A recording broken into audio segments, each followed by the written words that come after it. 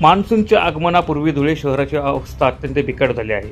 शहराचे रस्ते खड्डे कमी आणि मृत्यूचे सापळे जास्त वाटत आहे।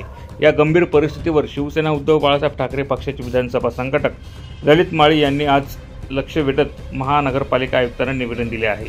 ही केवळ रस्त्यांची दुरावस्था नसून नागरिकांच्या जीविताला थेट आव्हान देणारी आणीबाणी सदृश्य स्थिती असल्याचे माळी यांनी सांगितले आहे।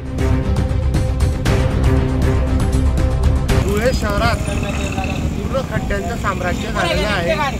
आयुक्तांनी याकडे लक्ष द्यायला हवे। जे महत्त्वाचे स्पॉट आहे जसं काही मोठा पूल, लहान पूल, नगरपट्टी असे मोठे मोठे खड्डे पडलेले। आता आपण सावरकर पुतळ्याजवळ आहे।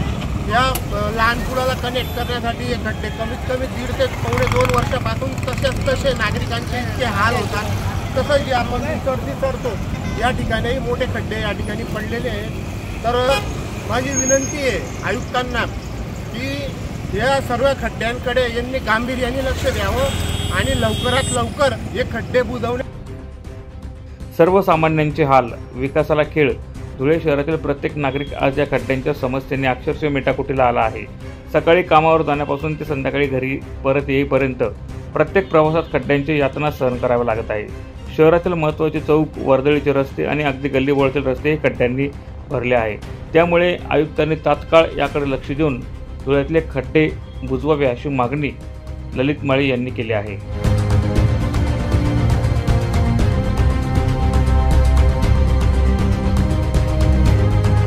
ब्युरो रिपोर्ट, माझा महाराष्ट्र न्यूज, धुळे।